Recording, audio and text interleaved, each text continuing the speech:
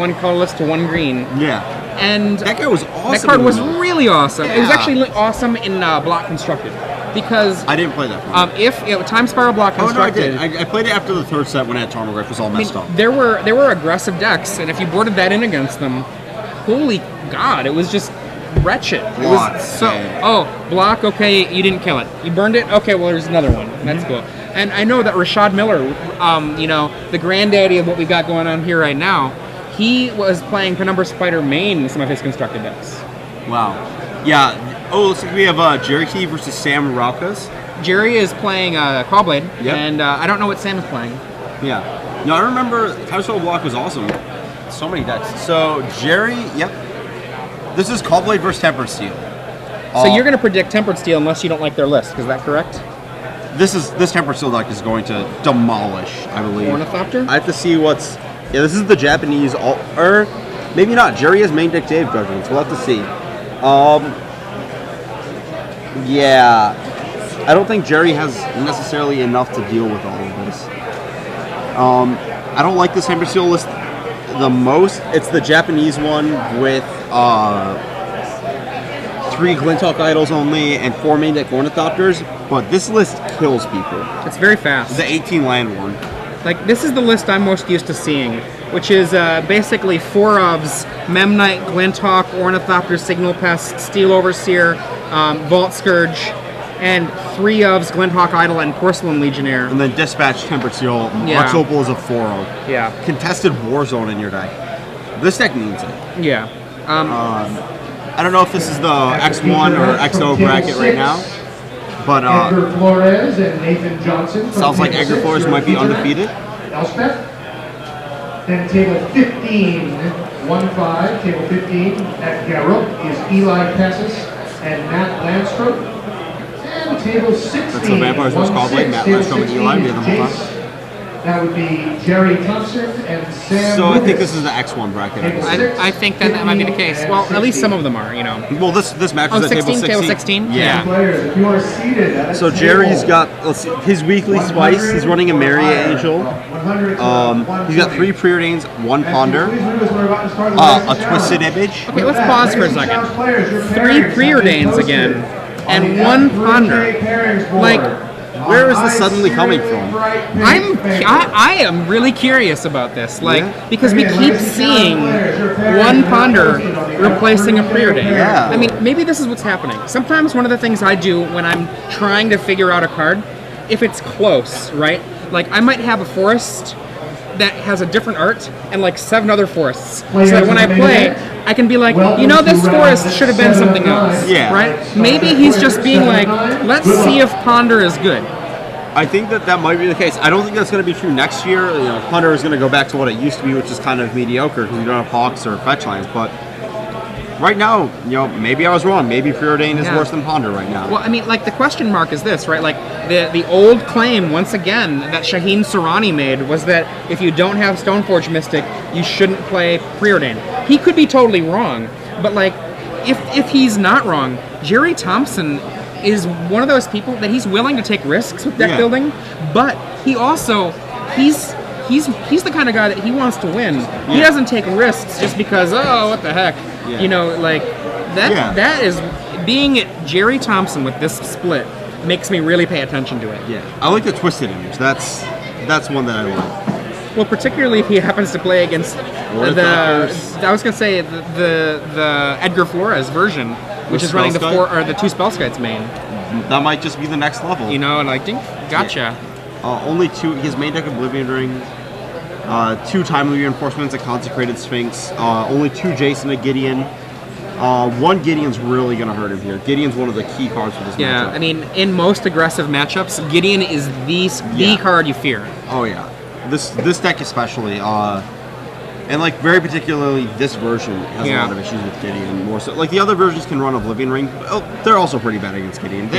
Gideon is one of the cards that's actually good against Empress. I mean, sideboard, between main and sideboard, Gerry has access to 4 Timely Reinforcements, and it doesn't look as though there's anything rational that Sam Roukas can do to stop Timely Reinforcements from being really good against him. Attack with Flyers. it's not actually that impressive against Temper Steel. The creatures, this is the Glinthawk list too. So the only creatures that it has to block with are like Memnites and like Course Illusioner gets blocked. That's fair. That's fair. So we can see on the left Gerry Thompson, and Sam Roukas on the right.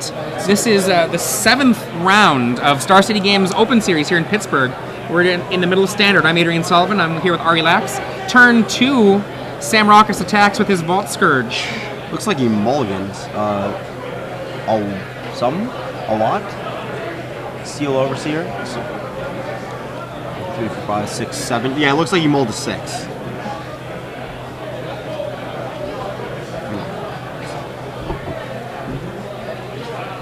Okay. Second turn, Steel Overseer. Gerry goes land go. 2 Seachrome Coasts.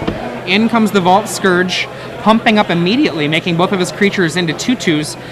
This means it's pretty likely that he does not have a creature he's going to drop that's an actual creature.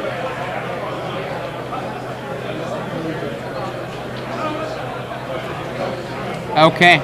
Maybe a slight mistake there. Might have been pretty useful to do both of those plays before the attack and get a token on that Ornithopter. He goes Ornithopter, cast Glinthawk, return Ornithopter, cast Ornithopter. End of the turn, we get a Into the Royal on the Steel Overseer from Gerry Thompson. Gerry then lays a Arid Mesa, sacrifices it immediately to get a Plains, and lays a Squadron Hawk going through his library. And I'm guessing he's got 4 cards in hand, so probably 3 Squadron Hawks. Nate Colson.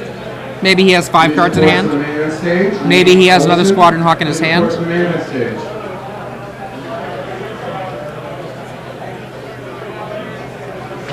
Sam comes in for 4 in the air.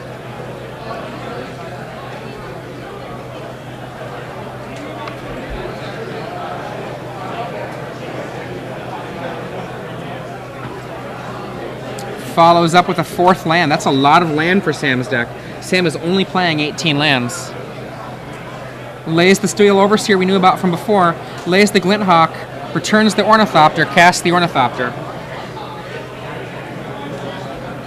Gerry has 2 Day of Judgment in his deck, and there is one of them.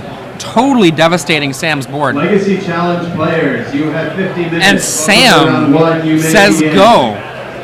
No follow-up to Gerry's Day of Judgment. Yeah, that was pretty much how Gerry was going to stabilize there. Now, it'd be very different if Gerry had done much digging to get there, but he just was like, there it is. And a Myriad Angel plus a land. I'm going to say we're going to have to wait a few turns, but I don't think Sam's coming back. Yeah. For now, Gerry gets to go again against an empty board. Not with his 6 lands so far. Sam is not going to defeat that start. And unloads the Squadron Hawks. Death by birds. Sam packs it up. We go to game 2. Gerry has Ratchet Bomb in his sideboard, which is actually very powerful in this matchup. Revoke Existence is solid. And do you think he brings in Twisted Image for this matchup? Yeah. I think he does. Just Signal past Ornithopter and Spellskite will die to it.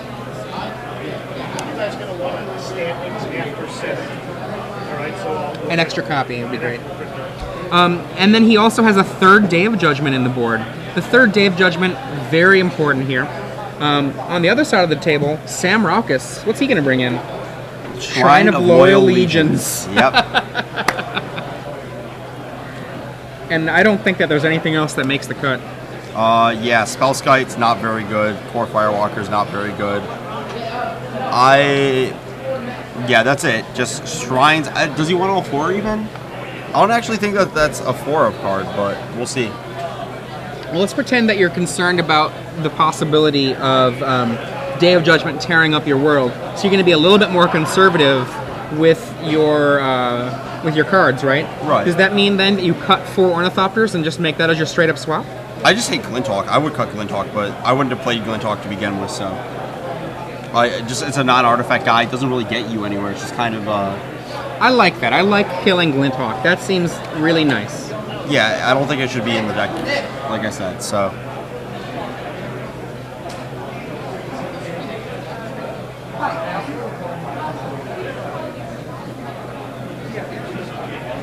Let's see. So you see Gerry shuffling up right now. And Sam is also finished sideboarding, so he's doing a pile. I don't know that there's anything else he would want to do other than that 4-up swap. 4 Shrine of Loyal Legion for 4 Glinthawk. But I don't even know if, like I said, maybe 4 Shrines is too many. It's just not, like, at a super aggressive card. I've been fine with 3 when I play it. That's fair. That's fair. I'm not sure how much Sam can afford to just go for super aggression against a deck that resists him. I mean, particularly think of it like this, right? You're Sam. You see Gerry cast a Day of Judgment in Game 1 without searching for it. He doesn't cast a single Preordain or any other kind of search cards, and he just straight up turn 4 casts a Day of Judgment. Now you have to be wondering, how many days is Gerry running? I wouldn't expect more than 2 still. I mean, it's possible for more, though, right? It's possible, but not probable. I would be looking at myself and thinking, or looking at him and thinking, there's some reasonable chance that Gerry's main decking 3. I'm not saying it's the likeliest of chances. Yeah. But, you know, that there is a chance. I'll give you that. Yeah, like, I mean, turn 4 Day of Judgment, for that to be more likely, 3 is it's either lucky at 2, super lucky at 1, or reasonable at 3. Sure. And then we have, what does Gerry take out? Some of his counter spells?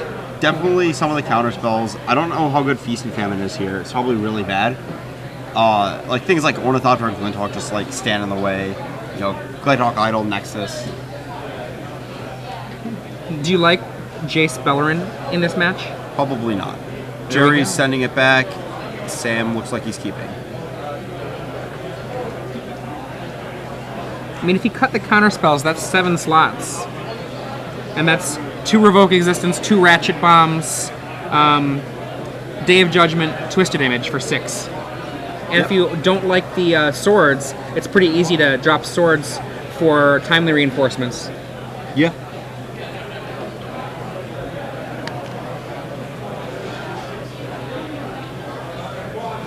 Let's see here.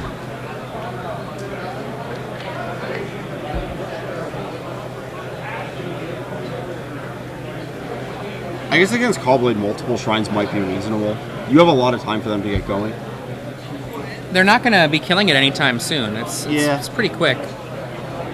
I'm more used to like Titan decks where your shrine has a time span where it's relevant. For which point it's just like, well, I've got like 7 zombie tokens and are trailing everything. So Sam has a turn 1 Vault Scourge to Gerry's Island. Contested Cliffs, is that an Warzone. Inkmoth Nexus? Or sorry, Warzone. Contested Warzone, not Cliffs. There are no I'd beasts. be impressed with you, No beasts in Sam's deck. Sam's gonna follow up with Porcelain Legionnaire. 3/1 going down to first strike. 17.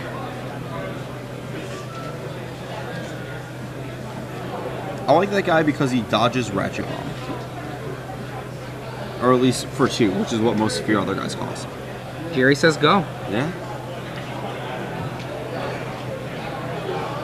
Probably about to see just a bash for 5-6 here.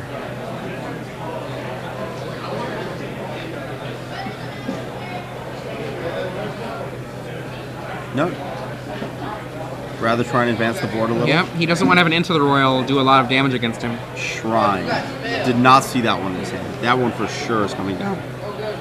We could see an Into the Royal here at end of turn, perhaps returning the Porcelain Legionnaire. Yeah. What? Not the Shrine? I think that the Porcelain Legionnaire is more of a threat immediately. Well, Gerry has a Day of Judgment, so the Porcelain Legionnaire is not actually a threat. I think he just needs to control the Shrine. The damage is the threat. And Gerry says go. Shrine goes to 1. Sam is still missing a 3rd land to get that Shrine off, but... Someday. Yeah, eventually it'll happen. In for 5. Make it 7. And for 4, make it 6. Make it 4, make it 6. Thank you. My bad. Twisted Image. Make it 4. It is -2 damage for +1 cards, or for a card equivalence. Yeah, card equivalence. Good old Reviving Dose. A free -2 damage, Yeah, good old Reviving Dose. Number 4, consignment stage. Land. Number 4 is the side of the stage. There it is, Glacial Fortress. Gerry debating whether to Day of Judgment or to try and extend this board position with one of his other cards.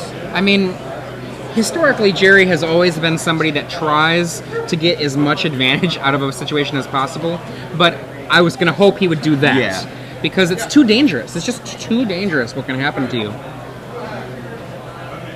Sam drew a Linthawk Idol, it looks like.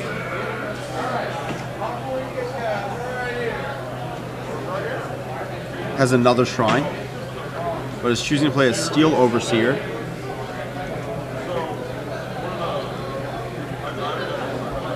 And there's that Ponder. Arranges the top. They look like the kind of lands I'd be shuffling away at this point.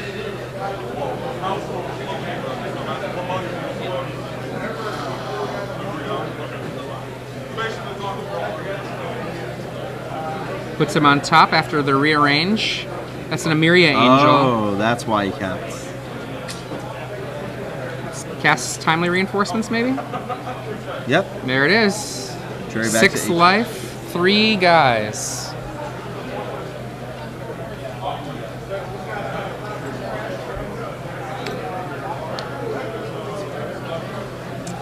Sam stuck off white mana. We saw this earlier today.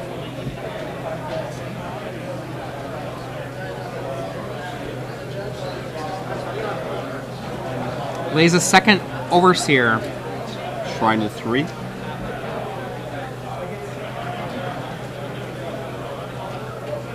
And Sam passes back. Gerry's probably going to start dominating this game with an Emiria Angel pretty soon. And that contested war zone is a pretty big liability right now.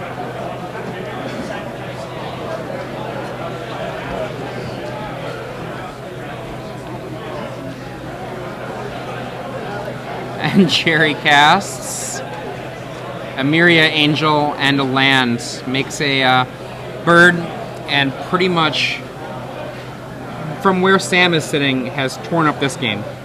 Yeah, Sam just couldn't really cast his spells this game, it looks like.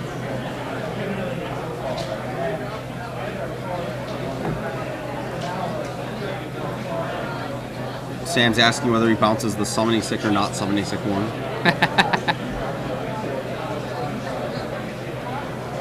Like that Gerry reaches over and takes it. Yeah. Mine. Thanks. Yeah, this match is... It's over. It's Yeah. over.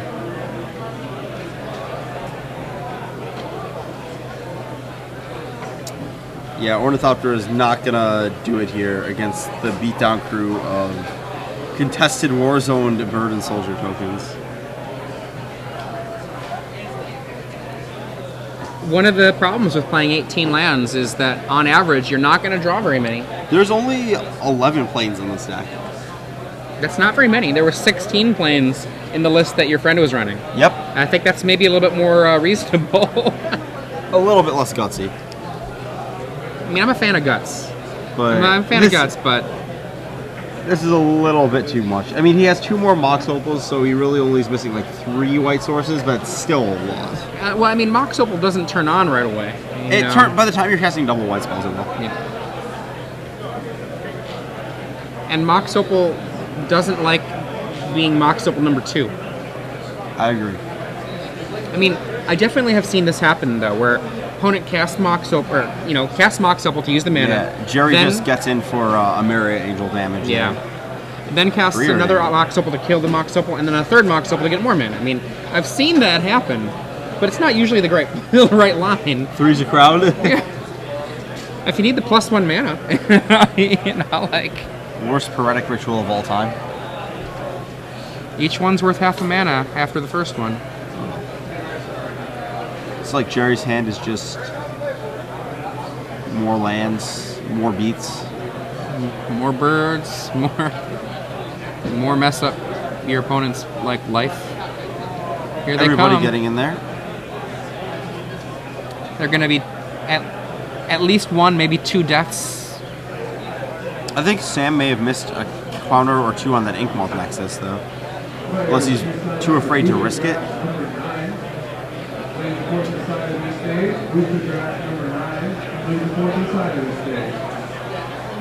Okay, so Sam's going to take 8.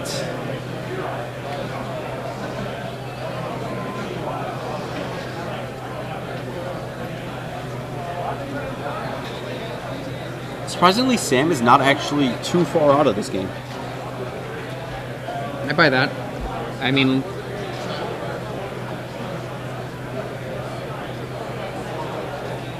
he needs another flyer, though. Really, the air is really killing him.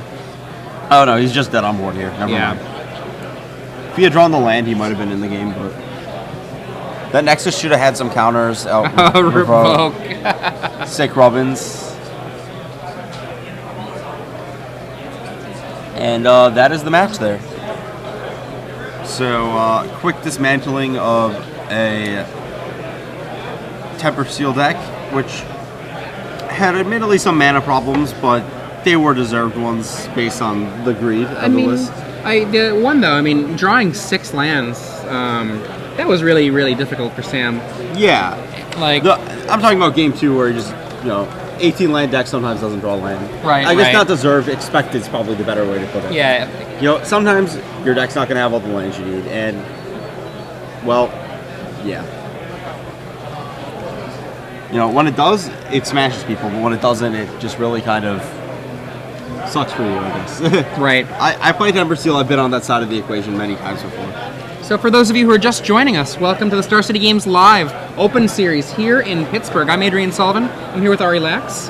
And we just witnessed the end of round 7. Not the end of round 7, the end of the match that we were watching in round 7. Gerry Thompson with Cobblade.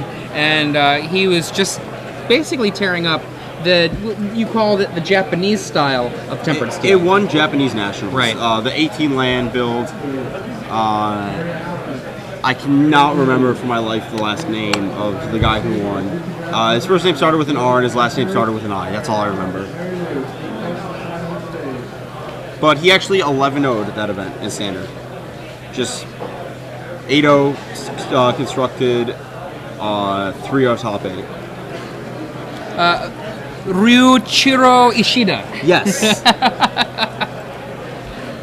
Yes, that one. Yes. And I probably said that terribly wrong. I'm sorry. Too bad Riki's back in the hotel room after dropping from the event. I am sorry, so Mr. Exactly Mr. Ishida. I am sorry. Ryuichiro is going to be how I'm going to try to pronounce that. Yeah. One of my favorite deck builders, Shouta Yasuka, in the top 8 there with Tezzeret. And looking at the various events all over the world recently, we've had Australian Nationals, French Nationals, Japanese Nationals, and they were probably fairly informed by the Star City Games Open Series, but then in return, they've given us back a lot of stuff as well. Yeah, Twin Pod was something that we didn't really see till this weekend, and that was after Australian Nats kind of publicized it. Temper Steel received a lot of press after the Japanese Nationals, and it hasn't really followed up too well on the results, but we'll see. There's sort of green-white deck for the Japanese Nationals. Yeah, that's what I'm looking at right now. I'm curious about it. It's a Tomoya Fujimoto's deck. It's got some weird numbers, but it does some cool things. Now, we talked earlier how I was saying that I think French Nationals is generally one of those nationals to watch, and Japanese Nationals is also one of those nationals to watch. So, I mean, yes, there are definitely some odd numbers. One birthing pod is a strange number. Yes. But despite the fact that there's maybe some strangeness going on there, again, we maybe have this kernel of, is Birds of Paradise into Blade Splicer where it's a good way to play? Yeah. Maybe it is. Yeah. I wonder if we can get another match this round. If we're able to, we're going to try to get us another match, but it might not be possible. There might not be enough opportunity to get somebody on the camera. With 3 feature matches, we've been having a rough time with that. It wasn't like 2 weeks ago when we had 3 feature matches in one round on camera. Now, like the white that comes for here we go. What do we got? Okay, Edgar Flores victorious and wins against Eldrazi Ramp. Yep, Callblade won all of the matches so far this round. It went 3-0, 6-0 in features. Right. Against Eldrazi Ramp, Black Red Vampires piloted by Matt Landstrom. and Eli Cassis? yeah. So Eli, Edgar, and Gerry T all won their matches. Right. Now, I think that, if I remember correctly, Matt Landstrom and Eli Cassis were at the undefeated table. So Landstrom, I I'm think pretty sure. Edgar was at the undefeated table. Yeah. Are you sure? I thought it was the other way around. I thought Edgar was on table 15, and... Oh, wait. They announced him first and said it was like table 4 or 5? 6. Yeah, 6. And then the other ones were table 15 and table 16. Yep. So that means that Matt Landstrom has probably been eliminated from contention for the top 8. Yeah. I thought Rampires might have been a good choice this weekend. It's Maybe I'm still- overestimating how good it is against timely reinforcements. It still might be. Actually, timely reinforcements. Oh my god. Hero of Bladehold is good. That's probably not Bladehold. Hero of Oxid Ridge is good. That's probably one of your ways. I agree of with trying both to of your get statements. Yeah, I don't know. That's actually really rough. Because if you have the hero, how many are you going to run? 2? I don't know how well you can support it. Maybe there's a different deck that can support Hero. Well, I mean, Boros? Can we go back to Boros? Boros. Boros losing Stoneforge Mystic is real, but it's not like the hugest. No,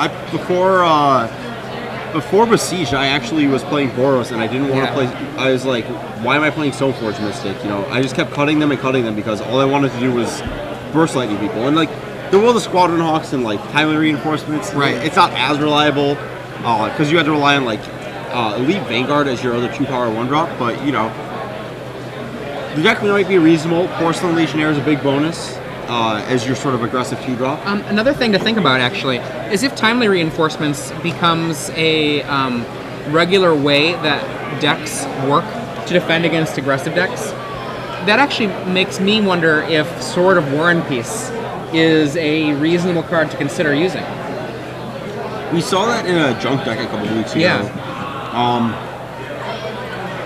It's probably pretty good against the Gobblade decks. I mean, I know that in Bloomanji, in the previous format, I would run 1 Sword of War and Peace in the sideboard because you could metamorph a Mystic and get Sword of War and Peace. That's pretty cute. Yeah, well, it's actually really insane. Yeah.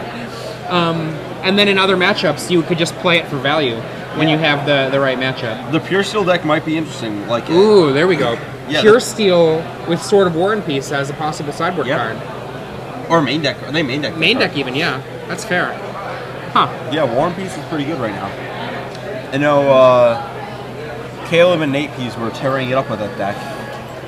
Yeah, I think I saw something on Twitter from Nate that was maybe Facebook talking about how happy he was with that deck, but... it was actually a Star City article, I believe. I think I might have seen it not on Star City. But, he... and Cincy, they both... Caleb top 4, Nate top 16, I believe. There was some weird incident involving people being dropped, but I don't know if that was resolved. People being dropped? Yeah, something like people mark drop on their last round slips and then we're on the final standings. Got it. His record was top 16. Right. I don't know how that resolved. Yeah. That's funny, like, you know... Yeah, don't mark... If you don't want to drop, don't drop. Yeah. It's pretty easy. Yeah, dropping usually means you're not in contention for prizes anymore. Even if it's the last round. You know, like... Oh, boy. That's funny. Yeah. Now, what were you going to say? Go ahead. No, go ahead. I was just going to say, like, I'm not always looking at decks for their aggressive strategies. I actually really like control decks a lot, too. It's just been I haven't really liked a control deck as of late. Yeah. In terms of, like, something that appeals to me as my sensibilities as a player. You know, it's sort of like Gerry Thompson, for example. He is traditionally someone that loves control on the pure control level. Yes. If you give him the opportunity to block, he's happy to do it. If you give him the opportunity to get card advantage, that's what he wants to do, is blow up the world, counter spells, things like that. And you'll notice that when he plays decks, he tends towards building them in that way. And for me, trying to find an aggressive deck that I like, it has to have certain factors. And Hero of Oxid Ridge, right now in this world of timely reinforcements and spell skites Squadron Hawks, that is an exciting way to build an aggressive deck, if you ask me. It's possible that there's somewhere to be that involves Lotus Cobra, Squadron Hawks, Hero, and sort of War and Peace. Or just like Lotus Cobra and War and Peace is a pretty solid curve. Right. And you can play Heroes as well. Sort of like, I think we can look up the old Lewis Laskin magical Christmas attacks or Santa Claus attacks or whatever he called hero. I was just actually about to find all of the Hero of Oxid Ridge cards. Or decks, I should say. And I forget, 1D or 2? yeah, how you spell Oxid. There's 1. Is there any dashes or anything, or is it just No. straight up? It's just straight up. Okay. So it's spelled like you would imagine. I believe so. Let's see what we got here. 1 second. Just going back into history. Before the card existed. Yep. Okay. So in recent history, let's see. Some mono red decks, Boros earlier this year, red black vampires, Boros from Paul Reitzel at the Pro Tour. That was earlier this year. That was a Stoneforge Mystic deck. Though. Yep, understand, but you know you can use the decks that had different cards in it as a basis for figuring out what you like, right? Stoneforge Naya at the beginning of the year, Boros at the middle of the year. Vampires. Whoa. Rug with hero.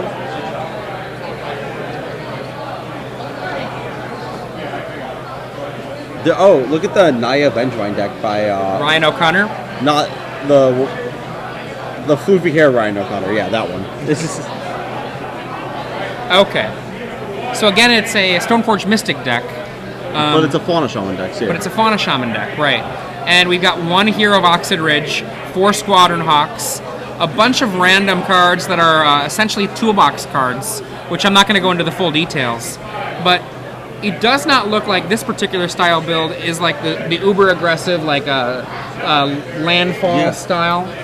I kind of like Chris Cronenberg's idea of birthing podding into hero. Just straight from your deck into play and attack. That's interesting. Yeah, it was in his deck. We saw him Fauna Shaman it up, but Yeah, you can birthing pod that too. yeah. Yeah, that's true. He did have that as a times 1 of, right? Yep. One of his various singletons. Pumps up all the random mana guys he has attacking. If we look at Paul Reitzel's deck from the Pro Tour, he had 3 Stoneforge Mystics, but that's an interesting thing to note. He did not have 4 Stoneforge Mystics. He had 3 Stoneforge Mystics, which says to me he was not leaning entirely on Mystic. You know? To be fair, he did admit that he didn't really test for that Pro Tour. Well, So it's fair. But it also does mean that, like, even without as many, there's still a kernel of potential there, right? I think that Squadron Hawks gets a lot worse as a Spy Shot Elder without equipment to make them good. At least in this aggressive style deck. Though Squadron Hawks plus Hero is pretty nice. Right, and he only has 1 Spike Shot Elder, so it's not like a huge portion Yeah. of his deck. You can easily replace that with Grim Lavamancer. Oh yes. Yeah, that guy's really awesome. So then let's say you've got your opening deck, right? Goblin Guide, Grim Lavamancer, Steplinks. Yeah, 12. There's a good 12. Your 2's probably going to be GOP'd Squadron Hawk. I don't really like Squadron Hawk, but that's debatable. Like the options are like GOP, Squadron Hawk. What was it? Porcelain Legionnaires, not unreasonable. That's not unreasonable. Spine Thopter's not unreasonable. Just guys that attack pretty well. Yeah. You could play the new guy whose name I can't remember. That's red 1 and he has Bloodthirst. Storm. Him, yeah. Storm something Berserker. I don't know how much I like him. It requires you to like curve into actually hitting them. I mean, obviously, it's not necessarily, Stormblood Berserker. There we go. It's not necessarily a auto-include. I'm just brainstorming, Yeah, you know? there's gotta be some. Looking for Could kill aggressive 2 people 2-drops. still. I mean, I know I played Stormfront Pegasus for a while, but that guy was a little bit, pretty bad. Yeah. So, do you want to pull this up on Moto and take a look at what we got? Yeah. Okay. So, let's see. New deck. standard I mean, cards. if he wasn't white, you could go Hate Bear style and Grand Abolisher, but that's hard to run in a Goblin God deck. You don't have what's it called? You don't have